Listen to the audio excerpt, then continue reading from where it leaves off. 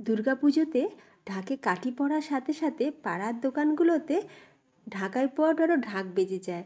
এই সময় আমরা অনেকেই ঢাকাই পরোটা কিন্তু দোকান থেকে কিনে খাই। তবে এই ঢাকাই পরোটা বাড়িতে বানানো কিন্তু খুবই সহজ। যে একবার ভালোভাবে দেখে নেবে সে কিন্তু খুব সহজেই ঢাকাই পরোটা বাড়িতেই বানিয়ে নিতে পারবে। আর দোকানে ঢাকাই পরোটার সাথে যেমন ছোলার ডালের একটা তরকারি দেয়, আজ আমি সেই রকমই ছোলার ডালের নয় নিরামিষ ঘুগনি রেসিপি তোমাদের সাথে শেয়ার করব, যেটা এই ঢাকাই পরোটার সাথে দুর্দান্ত খেতে লাগবে, সম্পূর্ণ নিরামিষ আর সিক্রেট মশলা দিয়ে। আর আওয়াজটা শুনে তোমরা বুঝতেই পারছো যে কতটা খাস্তা আর মুচমুচে হয়েছে। ঢাকাই পরোটার বিশেষত্ব হলো অসংখ্য লেয়ারযুক্ত পরোটা আর মাঝখানটা থাকবে ছিদ্র। নমস্কার, বেঙ্গলি পাকশালা আরও একটা দারুণ স্বাদের রেসিপিতে তোমাদের সকলকে স্বাগত। তো দেখো, সবার প্রথমেই আমি এখানে মটর কড়াই 6 ঘন্টা আগে ভালো করে জল দিয়ে ধুয়ে জল ফেলে দিয়ে পরিষ্কার জলে ভিজিয়ে রেখেছিলাম। তো মোটামুটি দেখো 6 ঘন্টা পর মটরটা খুব ভালোভাবে ভিজে গেছে। এবার আমরা মটরটাকে সিদ্ধ করে নেব অল্প সামান্য নুন দিয়ে। যতক্ষণ মটরটা সিদ্ধ হচ্ছে আমরা ময়দাটা মেখে নেব। তো ময়দা মাখার জন্য এখানে আমি নিয়ে নিচ্ছি 4 কাপ পরিমাণে ময়দা। এরই সাথে দিয়ে দেবো হাফ চা চামচ নুন, হাফ চা চামচ পরিমাণে একটু চিনি দিলে টেস্টও ভালো হবে আর কালারটাও কিন্তু সুন্দর আসবে।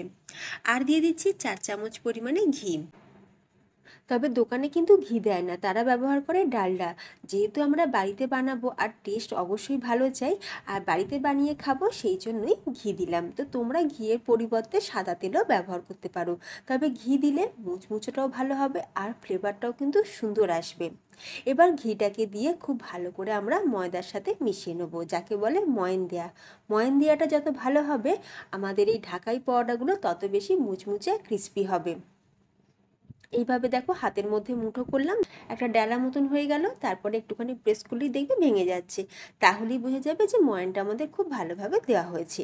এবার আমরা অল্প অল্প করে জল দিয়ে ময়দাটাকে ভালো করে মেখে নেব। আর এই যে দেখো ফ্রেন্ডস, ময়দাটা কিন্তু আমি খুব ভালো করে মেখে নিয়েছি। খুব বেশি শক্তও না, খুব বেশি নরমও নয়। এবার ওপর থেকে অল্প সামান্য একটুখানি তেল দিয়ে দিলাম, তেলটাকে খুব ভালো করে ময়দার গায়েতে মাখিয়ে নিয়েছি। এবার আমরা একটা ভিজে সুতির কাপড় দিয়ে ওপরটা কভার করে রেখে দেবো, যাতে বাইরের এয়ারটা ভেতরে না যায় বা ওপরটা যাতে শুকিয়ে না যায়। আচ্ছা, এবার দেখো অন্যদিকে আমাদের মটর কড়াইটাও দেখো খুব ভালোভাবে সিদ্ধ হয়ে গেছে। আমি প্রেসার কুকারে হাই ফ্লেমে 2টো সিটি দিয়ে নিয়েছিলাম। তো মটরটা খুব ভালোভাবে সিদ্ধ হয়ে গেছে। আর এদিকে দেখো এখানে আমি আলু কেটে রেখেছি, ছোটো ছোটো করে আলু কেটে রেখেছি। এবার আমরা গ্যাসের ওপরে বসিয়ে দিয়েছি কড়াইটা খুব ভালো করে গরম করে নিয়েছি। এরপর এখানে আমরা একটা ভাজা মশলা রেডি করে নেবো। সেই জন্য এখানে নিয়েছি তেজপাতা, গোটা শুকনো লঙ্কা, 1 চা চামচ গোটা জিরে, 1 চা চামচ গোটা ধনে, 5টা লবঙ্গ, হাফ চা চামচ গোলমরিচ, ছোটো এলাচ দিয়েছি 5টা, এক টুকরো দারচিনি। তেজপাতাটাকে একটু ভেঙে দিলাম। এবার খুব ভালো করে মশলাটাকে আমরা একটু ভাজা ভাজা করে নেব। গ্যাসের ফ্লেমকে অবশ্যই কিন্তু লোতে রাখতে হবে, হাই ফ্লেমে মশলাটা কখনোই ভাজবে না, তাহলে কিন্তু পুড়ে যাবে। দেখো মশলাটা আমাদের ভাজা হয়ে গেছে। মশলাটা আমরা ঢেলে রেখে দিলাম, তারপরে গুঁড়ো করে নেব একটু ঠান্ডা হয়ে গেলে। এবার কড়াইতে দিয়ে দিলাম সর্ষের তেল। আমি ঘুগনিটা বানাচ্ছি সর্ষের তেলে, তবে তোমরা চাইলে সাদা তেলেও করতে পারো। তেল খুব ভালো করে গরম হয়ে যাওয়ার পর 2টো গোটা শুকনো লঙ্কা একটু ফাটিয়ে দিয়ে দিয়েছি, আর দিয়ে দিলাম 5 ফোড়ন। দেখো সাধারণত কিন্তু ঘুগনিতে আমরা গোটা জিরে ফোড়ন দিয়ে থাকি, তবে আমি কিন্তু আজকে 5 ফোড়ন দিচ্ছি, টেস্ট কিন্তু খুব ভালো হবে, তোমরা একবার দিয়ে দেখবে। আর এরই সাথে দিয়ে দিচ্ছি হিং 1/4 টিস্পুন পরিমাণে।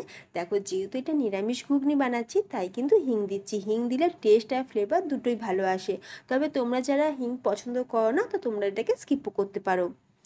এবার ফোড়নটা ভাজার সুন্দর গন্ধ বেরোনোর পর দিয়ে দিলাম একটা বড় সাইজের টমেটো আর 4টে চেরা কাঁচা লঙ্কা। টমেটো যাতে তাড়াতাড়ি নরম হয় সেই জন্য একটু নুনও দিয়ে দিয়েছি। এবার টমেটোর কাঁচা গন্ধ না যাওয়া পর্যন্ত টমেটোটা ভালো করে কষিয়ে নেওয়ার পর এবার দিয়ে দিচ্ছি 1 চা চামচ হলুদ গুঁড়ো, 1 চা চামচ লঙ্কার গুঁড়ো, ঝালের পরিমাণটা তোমরা তোমাদের স্বাদ অনুযায়ী দেবে। দিয়ে দিচ্ছি 1 চা চামচ পরিমাণে আদা বাটা। সব কিছু মশলা দিয়ে খুব ভালো করে একবার কষিয়ে নেব। আর এই যে দেখো মিনিট 3 পরে মশলাটা আমাদের খুব ভালোভাবে কষানো হয়ে গেছে আর মশলা থেকে তেলও ছেড়ে দিয়েছে। এরপর আমরা আলুটাকে দিয়ে দিলাম। আলুটা আমি একদম ছোটো ছোটো করে কেটেছি। এবার আলুটা মশলার সাথেও খুব ভালো করে কষিয়ে নেবো। এইভাবে আলুটা যদি মশলার সাথে ভালো করে কষিয়ে নেওয়া যায় তাহলে দেখবে আলুর মধ্যে মশলার ফ্লেভারটা খুব ভালোভাবে ঢোকে। আলু মশলার সাথে খুব ভালো করে কষিয়ে নেওয়ার পর আমরা সিদ্ধ করে রাখা মটরটাকেও দিয়ে দিলাম। মটরটাকে দিয়ে আরও কিছুক্ষণ একটু ভালো করে নাড়াচাড়া করে নেওয়ার পর এর মধ্যে আমরা দিয়ে দিচ্ছি জল। আজকের এই ঘুগনি বানাবো, তবে খুব বেশি কিন্তু ঝোলঝোল হবে না, কারণ আমরা যেহেতু ঢাকাই পরোটা দিয়ে খাবো তাই খুব বেশি পাতলা ঝোলঝোল কিন্তু হবে না। তো আলুটা নরম হওয়ার মতন আমি এখানে পর্যাপ্ত পরিমাণে জলটা দিলাম। এবার চাপা দিয়ে আমরা আলুটাকে সিদ্ধ করে নেব। 10 মিনিট পর ঢাকনা খুলে দিয়েছি। আলুও কিন্তু খুব ভালোভাবে সিদ্ধ হয়ে গেছে। আর কয়েকটা আলু আমি এই খুন্তি দিয়ে একটুখানি ভেঙে দিচ্ছি, তাতে করে এই ঘুগনির গ্রেভিটা খুব ভালোভাবে একটু বেশ ঘন ঘন হবে। কয়েকটা আলু একটু ভেঙে দেবে, দেখবে গ্রেভিটা বেশ ঘন ঘন হবে। তো ঘুগনি তো আমাদের রেডি। এবার আমরা এর মধ্যে দিয়ে দেবো একটু চিনি দিয়ে দিলাম, যেহেতু নিরামিষ ঘুগনি একটু মিষ্টি দিলে খেতে বেশ ভালোই হয়। আর দিয়ে দিচ্ছি একটু বিট নুন বা ব্ল্যাক সল্ট। একটু বিট নুন দিলাম যাতে টেস্টটা বেশ চটপটা হবে। আর দিয়ে দিচ্ছি সেই ভাজা মশলা। আর এই যে দেখো বন্ধুরা, মশলা কিন্তু আমি একদম পুরো পাউডার করে ফেলিনি, মশলাটা কিন্তু দানা দানা রয়েছে, আর এরকমই রাখতে হবে। মশলাটা আমি এখানে দিয়ে দিলাম মোটামুটি 1.5 টেবিল চামচ পরিমাণে। মশলাটাকে দিয়ে খুব ভালো করে একবার মিশিয়ে নিলাম। তো নিরামিষ ঘুগনি আমাদের একদম তৈরি। আমি গ্যাসের ফ্লেমটাকে অফ করে দেবো। এবার আমি ঘুগনিটাকে ঢেলে নিলাম একটা বাউলের মধ্যে। তো নিরামিষ ঘুগনি তোমরা এইভাবে একবার বানিয়ে দেখতে পারো। রুটি পরোটা লুচির সাথে খেতে কিন্তু দুর্দান্ত লাগবে। এই যে দেখো ফ্রেন্ডস, কত সুন্দর দেখতে হয়েছে। এখন এটা একটু পাতলা পাতলা আছে, তবে ঠান্ডা হয়ে গেলে অনেকটা ঘন হয়ে যাবে। এবার চলো, এবার আমরা ঢাকাই পরোটাটা বানিয়ে নিই। ঢাকাই পরোটা বানানোর জন্য আমরা তো ময়দাটাকে মেখেই রেখেছিলাম। আরও একবার ময়দাটাকে একটু ভালো করে মেখে নেব। খুব ভালো করে আরও একবার মেখে নিলাম। এবার আমরা ময়দাটা থেকে লেচি কেটে নেব। পারফেক্ট ঢাকাই পরোটা বানানোর জন্য ময়দা মাখাটা কিন্তু বিশেষ গুরুত্বপূর্ণ একটা ব্যাপার। ময়দার যত ভালোভাবে মাখা যাবে ঢাকাই পরোটাগুলো তত বেশি মুচমুচে ক্রিস্পি আর খাস্তা হবে। তো লেচিগুলো কাটা হয়ে গেছে। এবার আমরা লেচিগুলোকে এরকম গোল গোল করে শেপ দিয়ে নিয়েছি। আচ্ছা, একটা লেচি তুলে নিয়েছি, আর বাকিগুলোকে আবারও আমি ওই ভিজে সুতির কাপড়টা দিয়ে চাপা দিয়ে রেখে দিলাম। এবার আমরা এই লেচিটাকে বেলে নেব। খুব বেশি মোটাও হবে না, আবার খুব বেশি কিন্তু পাতলাও হবে না। এই যে দেখো বন্ধুরা, ঠিক এই রকম থাকবে। এবার আমরা একটা ব্যাটার রেডি করব। সেই জন্য একটা বাটির মধ্যে দিয়ে দিলাম 3 টেবিল চামচ সাদা তেল। এরই সাথে দিয়ে দিচ্ছি 4 টেবিল চামচ কর্নফ্লাওয়ার। দেখো বন্ধুরা, এটা কিন্তু বেসনও নয় আর এটা ছোলার ছাতুও নয়, এটা কিন্তু কর্নফ্লাওয়ার। কর্নফ্লাওয়ারের কালারটাই কিন্তু এই রকম। আমি আমার আগের অনেক রকম রেসিপিতে আমি কিন্তু এই কর্নফ্লাওয়ার ব্যবহার করেছি। কালারটা দেখে মনে হচ্ছে না পুরো একদম বেসনের মতন, কিন্তু বেসন নয়। তো এবার কর্নফ্লাওয়ার আর তেলটাকে খুব ভালো করে মিশিয়ে নিয়েছি। এবার আমরা এই কর্নফ্লাওয়ারের ব্যাটারটাই আমরা এই লেচির গায়েতে খুব ভালো করে মাখিয়ে দেবো। পুরো লেচি গায়েতে কিন্তু খুব ভালো করে মাখাতে হবে, মানে কোনো জায়গায় যেন ফাঁক না থাকে। পুরোটা কভার করে দিয়েছি। এবার দেখো, এবার লেচির এই মাঝখান থেকে একটা করে আমি কাট লাগিয়ে দিলাম। দিয়ে এবার দেখো, এইভাবে আমরা একটা সাইড থেকে অন্য একটা সাইডে মুড়তে থাকবো। খুব সহজ দেখো বানানো বন্ধুরা, তোমরা দেখে নিশ্চয়ই বুঝতেই পারছো কতটা সহজ। একদমই কিন্তু কঠিন কাজ নয়, যে কেউ বানাতে পারবে। যে সকল বন্ধুরা এখন আমার ভিডিওটা দেখছো তোমাদের সকলকে জানাই অসংখ্য ধন্যবাদ। বড়দের জানাই প্রণাম, আর ছোটদের জন্য রইল অনেক ভালোবাসা। আরও একটা বানিয়ে আমি তোমাদের দেখাচ্ছি। একটা রেডি করেছি, আরও একটা বানিয়ে দেখাচ্ছি। তো একই রকমভাবে একটা লেচি বেলে নিয়েছি, আর তার ওপরে দিয়ে দিলাম কর্নফ্লাওয়ারের মিশ্রণটা। তারপর আবারও আমি একই প্রসেসে মাঝখান থেকে একটা কাট লাগিয়ে দিলাম। এবার আমরা একটা সাইড থেকে আরও একটা সাইডে মুড়ে দেবো। এইভাবে রোল করে মুড়ে দিচ্ছি। আর দেখো বন্ধুরা, দেখে মনে হচ্ছে না ওপরটা যে গোলাপি পাপড়ির মতন লাগছে। এবার দেখো লাস্টের দিকে যে অংশটা, এই অংশটাকে নিয়ে আমরা ওপরের দিকটা মুড়ে দিচ্ছি। ওপরটাকে ভালো করে মুড়ে দিতে হবে। এই যে দেখো, হাত দিয়ে একটু ভালো করে মুড়ে দিতে হবে, একটাও লেয়ার কিন্তু ওপরে দেখা যাবে না। এই যে দেখো, পুরোটা ভালো করে মুড়ে দিয়েছি, আর দেখতে লাগছে না পুরো ওই যে কর্ন আইসক্রিমগুলো ওই রকম লাগছে, আবার অনেকটা দেখো পানের খিলির মতনও লাগছে। এবার আমরা পেছন দিকটা কেটে নিলাম। কেটে নেওয়ার পর এবার মাঝখানটায় একটুখানি সাদা তেল দিয়ে দিলাম, দিয়ে আলতো হাতে একটু প্রেস করে নিলাম। দেখো, এটাও কিন্তু রেডি। একই রকমভাবে আমি কয়েকটা প্রথমে বানিয়ে নেব। আর এই যে দেখো, 10টা বানিয়ে নিয়েছি, 10টা না 11টা বানিয়ে নিয়েছি।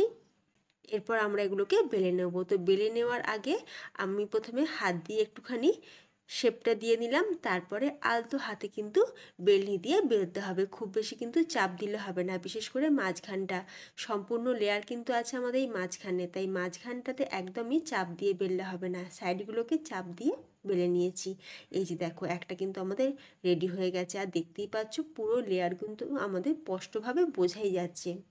একই রকমভাবে আমি যে কটা বানিয়েছি সে কটাকে আগে বেলে নেব। মাঝের দিকটাতে একদম প্রেস করলে হবে না, সাইডগুলোতে প্রেস করে আমরা এটাকে বেলে নিচ্ছি। তো ঢাকাই পরোটাগুলো তো আমি বেলে নিয়েছি, এবার আমরা এগুলোকে তেলে ভেজে নেব। আর ঢাকাই পরোটা ভাজার জন্য তেলের পরিমাণটা একটু বেশি লাগবে। বেশ খানিকটা সাদা তেল গরম করে নিয়েছি, তার মধ্যে দিয়ে দিলাম পরোটা। এবার দেখো, তেলের টেম্পারেচার বন্ধুরা অবশ্যই কিন্তু মিডিয়ামে রাখতে হবে, হাই ফ্লেমে কখনোই ভাজবে না। ঢাকাই পরোটাগুলো তেলে ছাড়ার সময় তেলের টেম্পারেচারটা কিন্তু একদম লোতেই রাখতে হবে। এবার অল্প অল্প করে তেল দিয়ে মাঝখানটাতে দিতে হবে, যাতে মাঝখানটা এরকম ছিদ্রও হয়। আর মাঝখানে তেলটা দিলে কি হবে, আমাদের এই লেয়ারের ভেতর পর্যন্ত ঢাকাই পরোটা খুব ভালোভাবে কুক হবে। একটা সাইড হয়ে যাওয়ার পর আরও একটা সাইডে উল্টে দিলাম, অপর সাইডটা উল্টে দিলাম। এবার উল্টে পাল্টে আমরা এটাকে ভেজে নেব। যেহেতু মাঝখানটা ছিদ্র, তাই ভেতরে তেলটা ঢুকে যাবে, সেই জন্য আমি দেখো এখানে তেলটাকে একটু ঝরিয়ে নিয়ে তারপর এইরকম একটা ছিদ্রযুক্ত বাউল বা পাত্র আমাদের সবার বাড়িতেই থাকে, তার মধ্যে এটাকে যে দিকটা ছিদ্র আছে সেই দিকটা উল্টো করে দিয়ে দেবে, তাহলে দেখবি এক্সট্রা তেলটা নিচের দিকে ঝরে যাবে।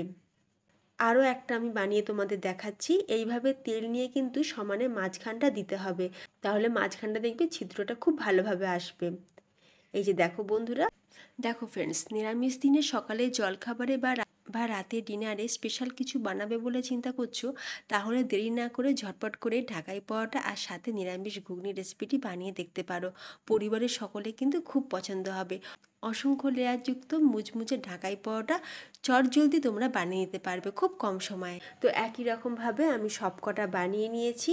তো দেখো ফ্রেন্ডস, ঢাকাই পরোটাগুলো কত সুন্দর দেখতে হয়েছে, পুরো লাগছে না একদম পুরো দোকানের মতন, আর বানানো দেখলে খুবই সহজ। তোমরা যদি ময়দাটা একদম পারফেক্টভাবে মাখতে পারো, তাহলে দেখবে ঢাকাই পরোটাগুলো খুব সুন্দর মুচমুচে তৈরি হবে, বানাতে কিন্তু একদমই খাটনি নেই।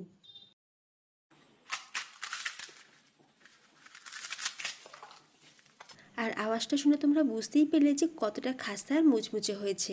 ঠিক এই রকমই পারফেক্ট তৈরি হবে, একদম পুরো দোকানের মতন। অনেকেই ঢাকাই পরোটা বানায় যাদের হয়তো ওপরটা মুচমুচে হলো ভেতরটা নরম থাকে, কিন্তু আমার পদ্ধতিতে একবার বানিয়ে দেখো, সম্পূর্ণ কিন্তু একদম হবে দোকানের মতন। তো আমি মাঝখানে এই রকম ঘুগনিটাকেও দিয়ে দিলাম। তো তোমাদের কেমন লাগলো আজকের রেসিপি অবশ্যই আমাকে কমেন্টে জানিও। রেসিপি ভালো লাগলে লাইক দিও, শেয়ার করো, তার সাথে চ্যানেলের নতুন বন্ধু হয়ে থাকলে অবশ্যই চ্যানেলটি সাবস্ক্রাইব করে পাশে থাকা বেল আইকন প্রেস করে রাখবে, তাহলে আমি যখনই চ্যানেলে নতুন ভিডিও আপলোড করব তার নোটিফিকেশান সবার আগে তোমাদের কাছে পৌঁছে যাবে। তো ফ্রেন্ডস, ভিডিওটা আমি এখানেই শেষ করলাম। তোমরা সকলে ভালো থেকো, ধন্যবাদ।